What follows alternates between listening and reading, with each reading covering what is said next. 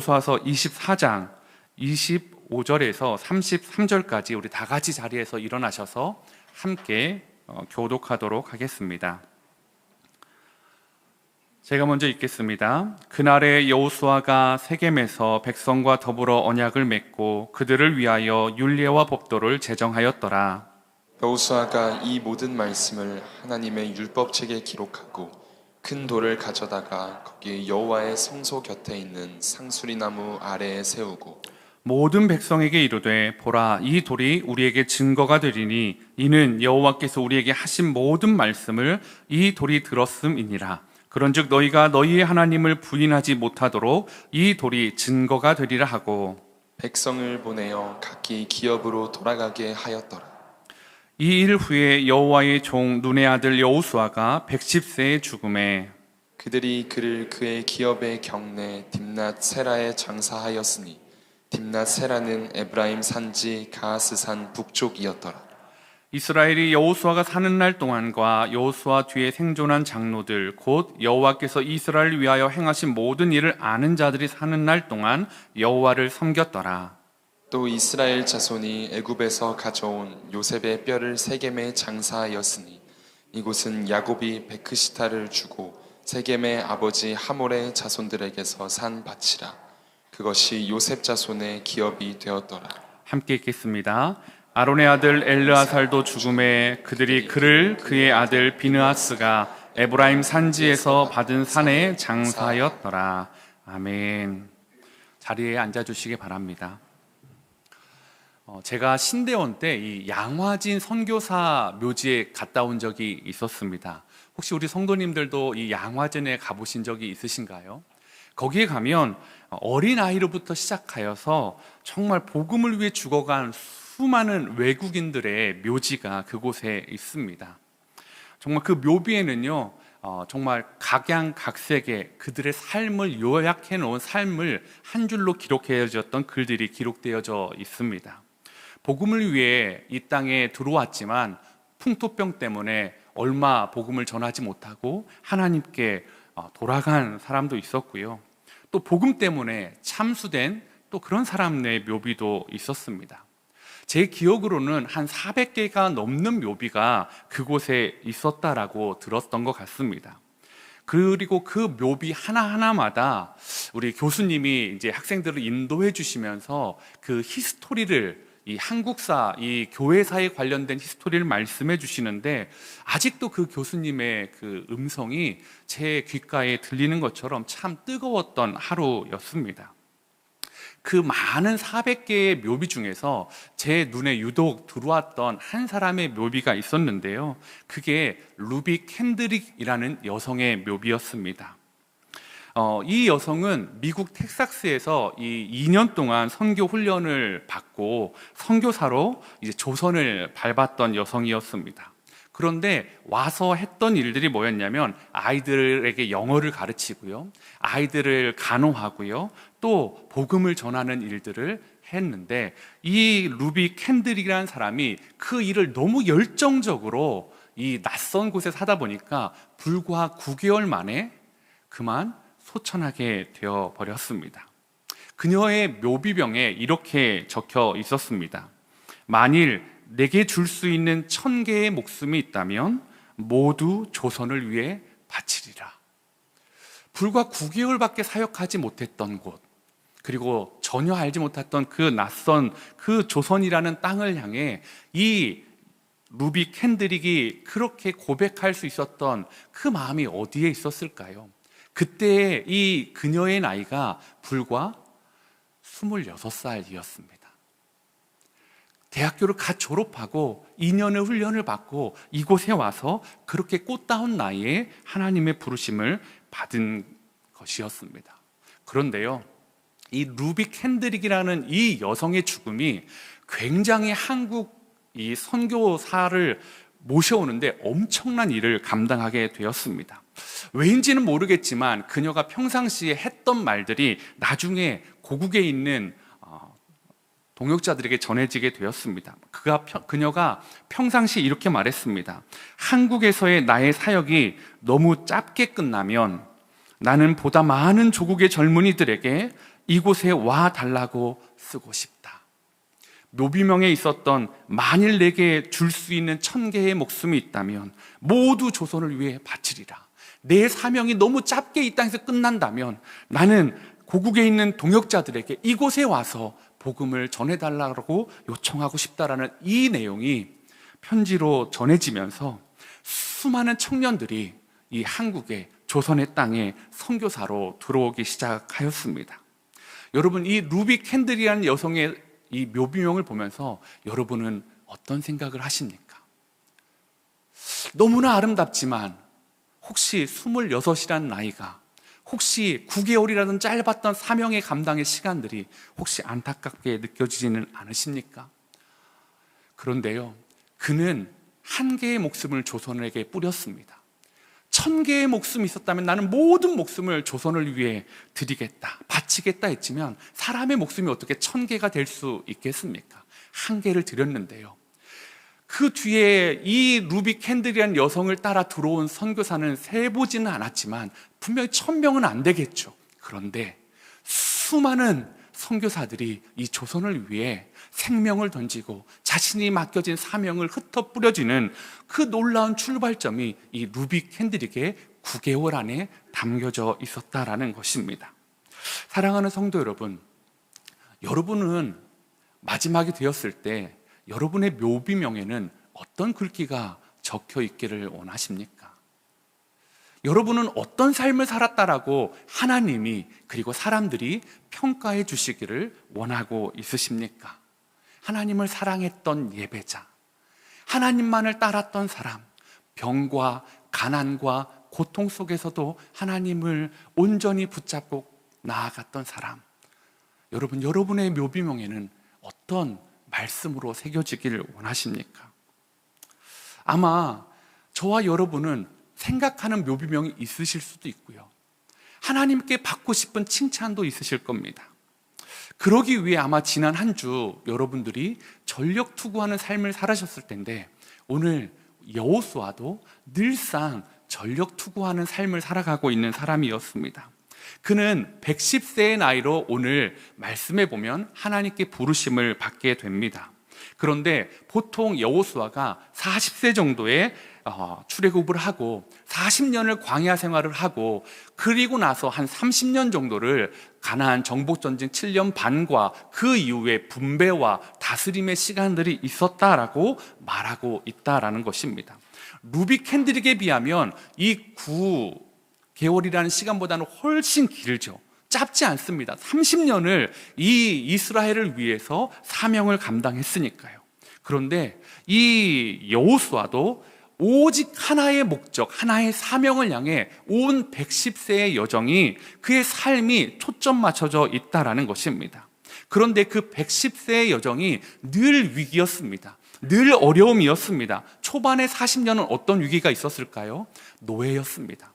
태어날 때도 노예였고요, 살아가면서 청년이 되고 결혼을 해야 되고 자신의 자녀가 볼 때도 내 자녀도 노예로 죽어가겠구나라는 생각을 하였을 것입니다. 노예인 것이 당연한 삶, 하나님이 분명히 약속을 해주셨지만 자신의 아버지도 자신의 할아버지도 그 약속을 있었지만 그 약속을 보지 못했기에 어쩌면 자신도 그렇게 그 약속을 자신의 삶 가운데 구현하지 못하고 노예로 끝날 수 있을 것 같은 그 위기가 여호수아에게 있었습니다.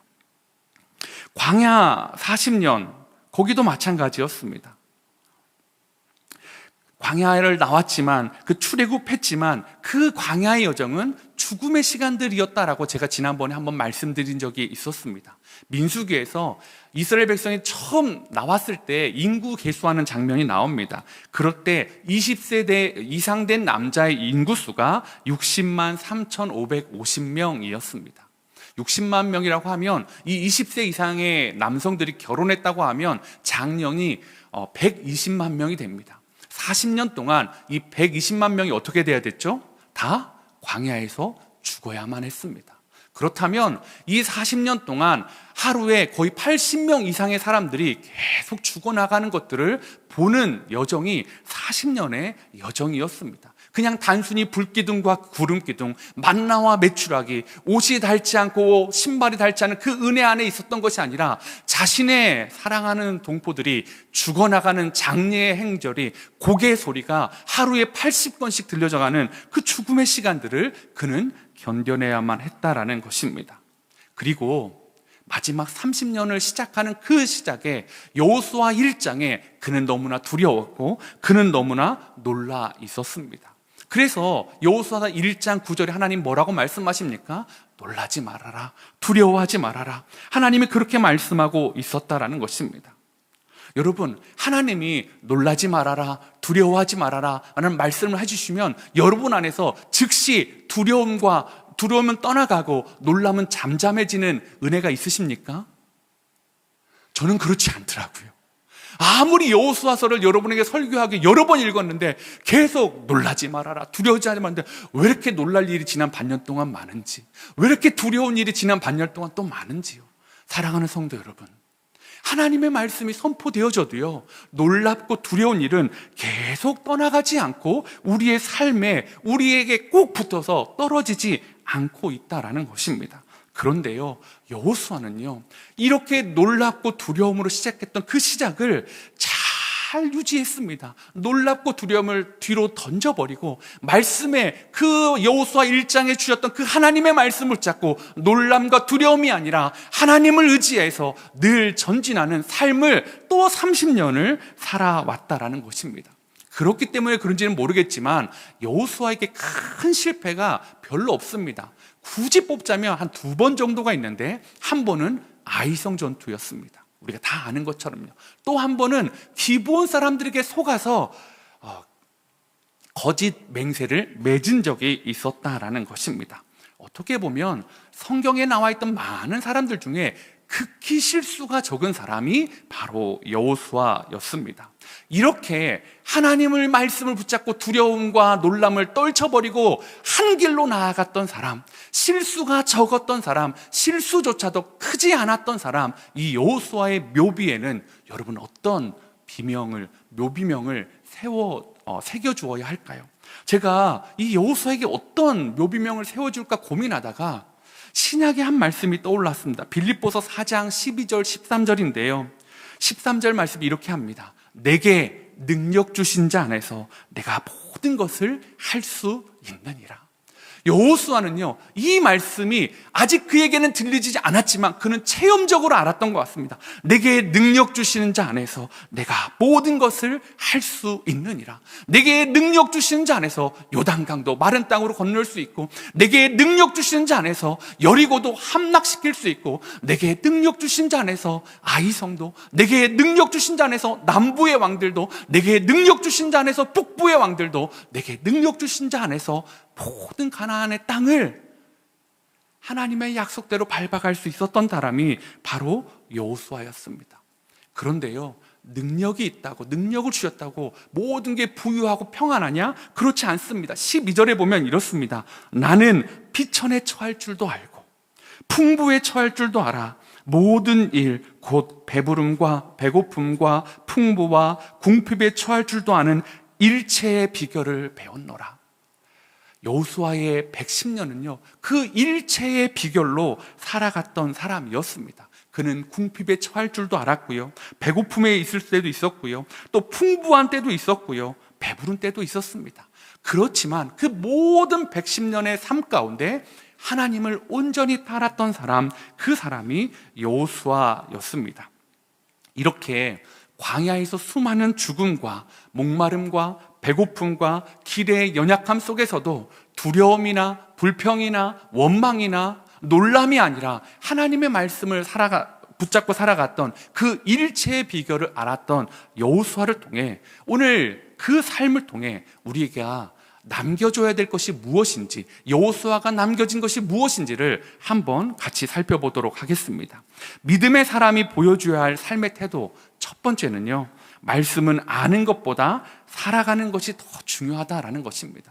여러분, 이 말씀에 동의하십니까? 믿음의 사람은요, 말씀을 아는 것보다 살아내는 것이 훨씬 더 중요하다라는 것입니다. 여러분 생각해 보십시오. 출애굽을 한 모든 이스라엘 백성들은요, 이집트에서 10가지의 재앙, 그것은 이집트 사람 입장에서 재앙이었지만 이스라엘 백성들 입장에서는 10가지의 기적이었습니다. 그리고 홍해의 기적을 모두 경험했던 사람들이었습니다. 조상 대대로 내려온 약속의 땅으로 가고 있다는 것도 알고 있었습니다.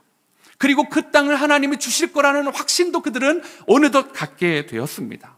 그런데 가데스 바네아에서 12명의 정탐꾼 중에 10명이 불안함과 두려움과 놀람의 상황을 이야기할 때 그 약속과 그 기적과 그 체험들은 다 휴지 쪼가리가 되어서 다 던져버렸습니다. 그리고 하나님의 말씀은 버려버리고 내 마음에 있는 것, 내가 보고 들은 것, 내가 그 사람들이 전해든 그것 때문에 마음이 요동치고 있다라는 것이었습니다.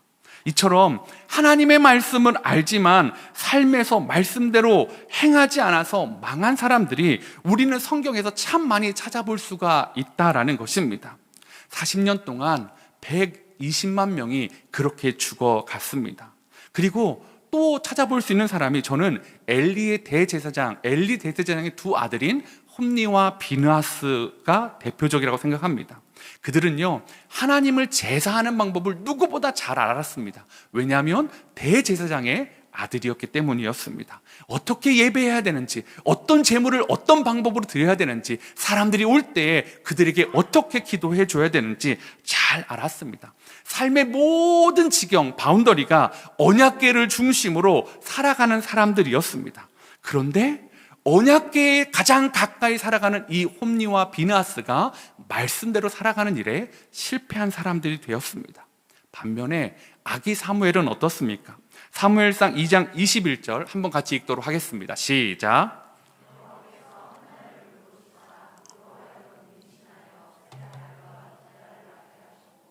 아이 사무엘은 여호와 앞에서 자라니라.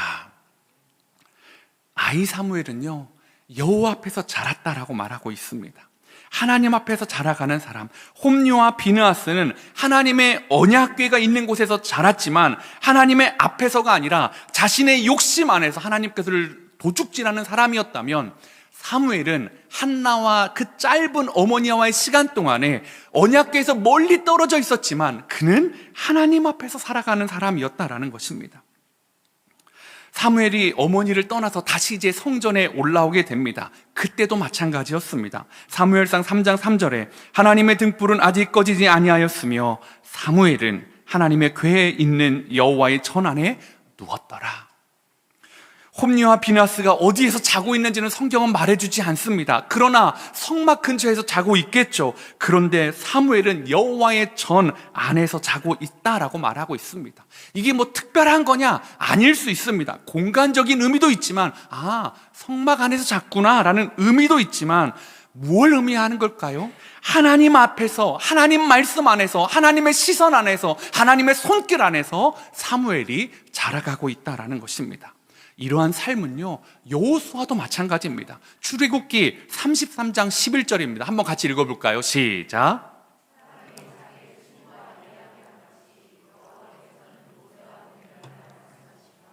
모세는 진으로 돌아오나 눈의 아들 젊은 수종자 여호수아는 회막을 떠나지 아니하니라. 여러분, 사무엘과 여호수아가 너무 똑같지 않습니까? 그들은 하나님의 성막, 하나님의 회막을 떠나지 않는 삶을 살아갔다라는 것입니다. 단순히 공간적인 걸 떠나서 말씀드린 것처럼 그 거처의 개념이 아니라 하나님을 의식하고 하나님을 보고 하나님을 경험하고 살아갔다라는 것입니다. 두 사람의 이 비슷한 모습, 그렇지만 홈리와 비느하스는 하나님의 성막을 옆에 두었지만 하나님의 말씀을 붙잡지 않고 자신의 욕심과 자신의 요구와 자신의 필요를 붙잡으며 살아가고 있었다라는 것입니다. 여호수아의 시대의 사람들도 마찬가지입니다. 그들 옆에 구름기둥과 불기둥의 하나님의 임재가 있었습니다. 하나님이 동행하시는 성막도 그들 가운데 있었습니다. 그런데 그 성막보다 먹을 것이 중요할 때가 있었습니다. 그 성막보다, 하나님보다 자신의 삶의 길의 불편함이 중요할 때가 있었다라는 것이죠. 이런 차이가 이 두 부류의 결정적인 차이를 만들어내고 있습니다.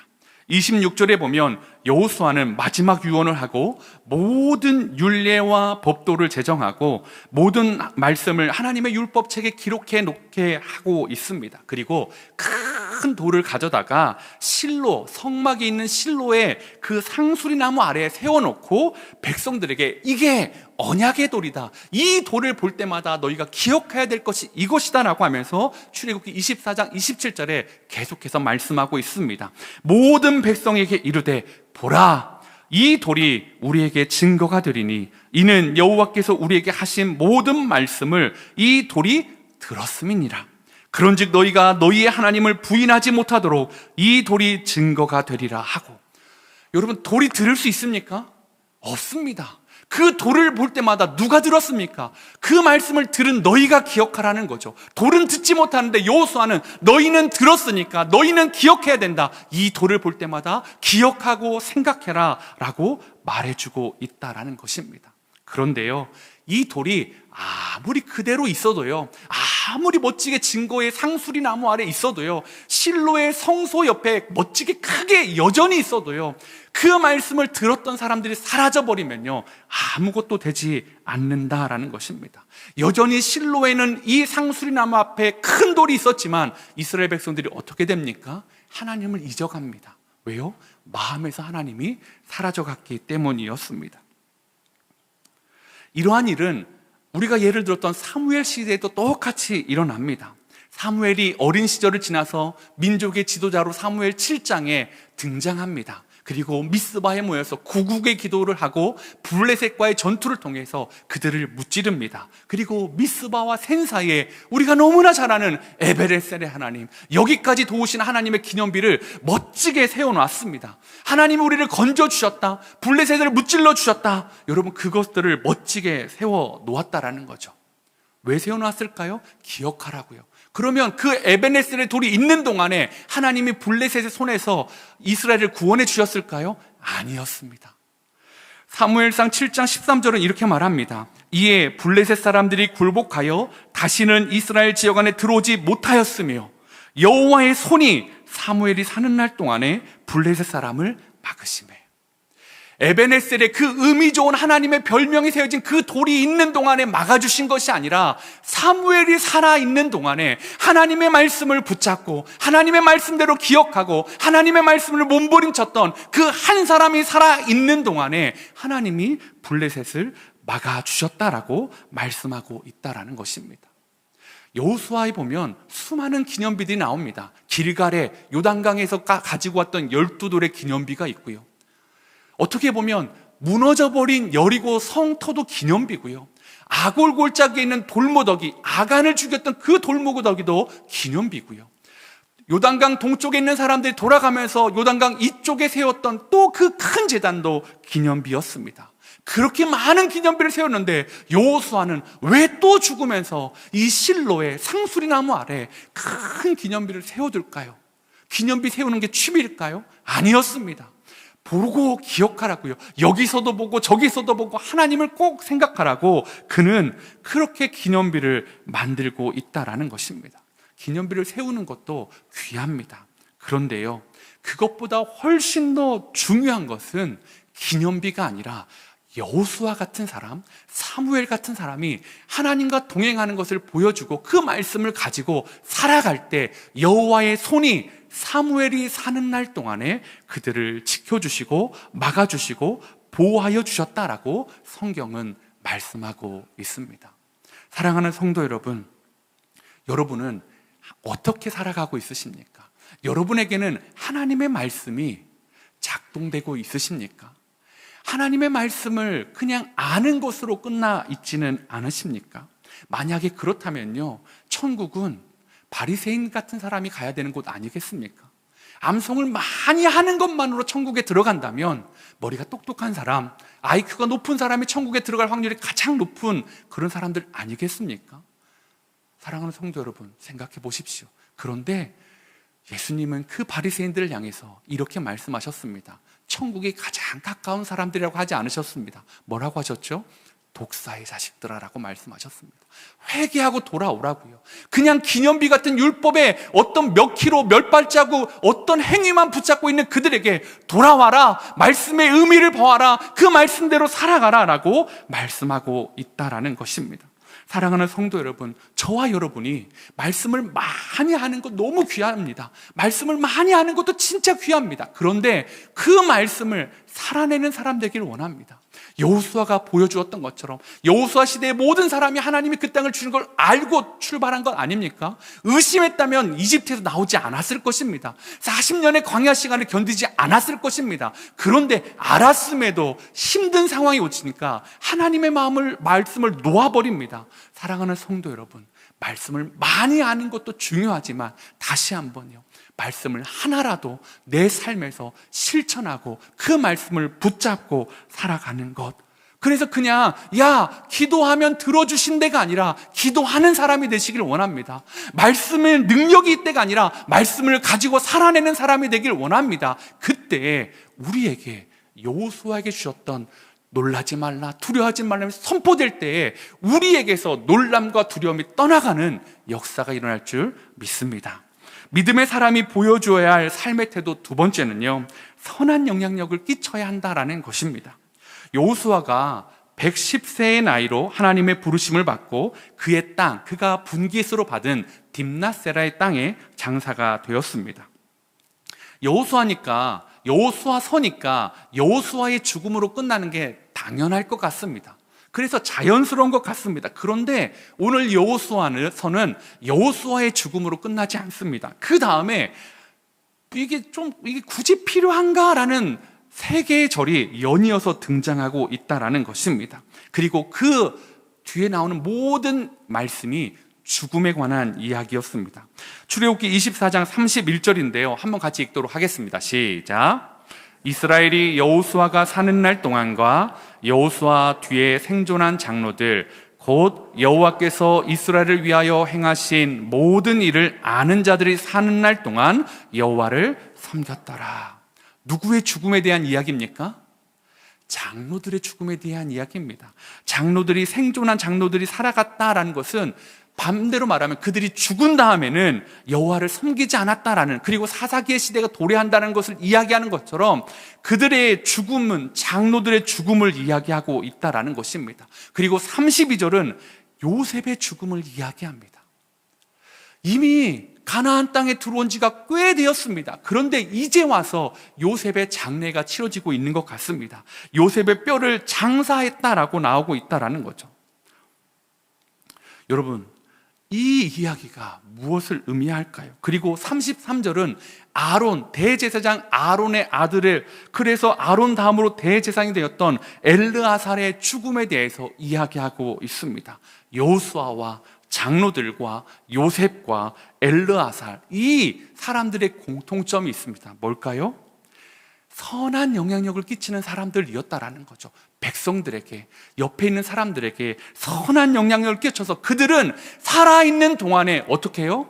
그 주변에 있는 사람들이 하나님을 믿고 따를 수 있도록 했던 사람들이었습니다. 물론 이렇게 생각할 수도 있습니다. 결국 그들은 그렇지만 후세, 다음 세대를 기르는 것에 실패한 것 아닙니까? 믿음의 전술을 실패한 것 아닙니까? 맞습니다. 그렇게도 볼 수 있지만 그들이 사는 날 동안에 그들은 어쨌든 하나님의 말씀을, 기념비를 볼 때마다 그냥 돌이 아니라, 그냥 제단이 아니라 하나님의 역사임을 계속해서 이야기하는 사람들이었다라는 것입니다.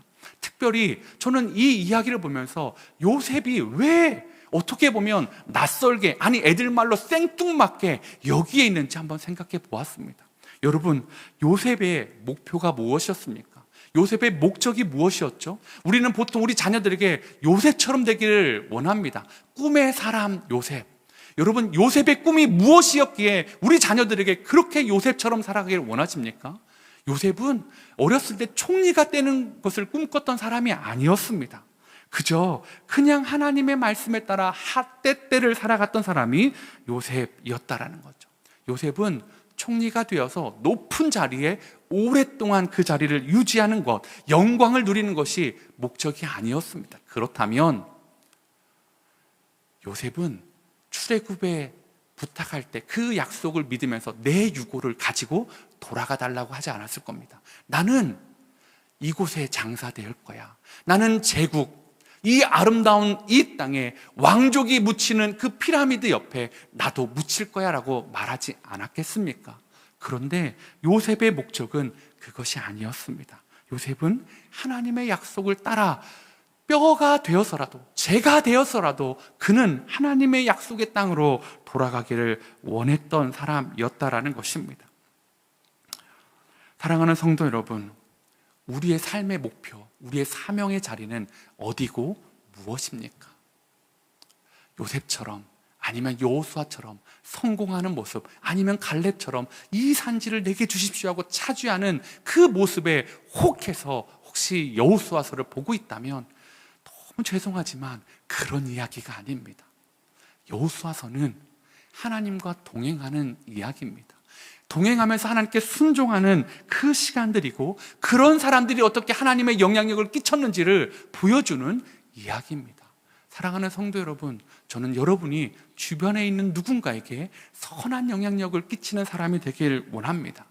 우리의 다락방이 세상의 이야기처럼 부동산과 주식과 그런 이야기 할 수 있죠. 그런데 그 이야기가 다가 아닌 다락방이 되길 원합니다. 우리의 공동체가 하나님의 말씀을 가지고 이야기하는 공동체, 세상과는 다른 공동체, 그래서 하나님 때문에 세상이 즐겨하는 안주거리가 없음에도 불구하고 기쁨으로 두세 시간을 나누고 울고 부둥켜 안고 위로해 줄 수 있는 공동체, 선한 영향력을 끼칠 수 있는 공동체, 주저앉아 있는 자에게 너의 삶이 잘못되지 않았다고 그렇게 말해주며 세워주며 함께 걸어갈 수 있는 공동체, 그런 선한 영향력을 끼쳐주는 저와 여러분 되시기를 소망해 봅니다. 이제 결론을 맺도록 하겠습니다. 설교 서론에 말씀드렸던 26살 꽃다운 나이에 9개월의 사명을 감당하고 하나님께 부름을 받았던 루비 캔드릭이 주는 메시지가 무엇입니까? 그녀는 전혀 알지도 못하는 이 땅에서 9개월 살고 죽었지만 그 루비 캔드릭이라는 여성 때문에 조선은 수많은 선교사의 피로 이 땅을 덮을 수가 있었습니다. 그리고 저와 여러분이 그 복음의 은혜와 감격을 누리고 있다라는 것입니다. 사랑하는 성도 여러분, 여러분은 무엇을 남기시겠습니까? 요셉처럼 화려한 그 과정만을, 그것을 원하십니까? 아니면 그것을 뒤로 하고도 나는, 내 뼈만은, 나의 마음은 하나님의 약속의 땅으로 가고 싶다라는 그 요셉처럼, 아니면 루비 캔드릭처럼 1000개의 목숨이 내게 있다면 나의 모든 목숨을 이 조선을 위해 바치겠다라고 말했던 이 여성처럼 여러분, 우리의 생각이, 우리의 삶이 주님께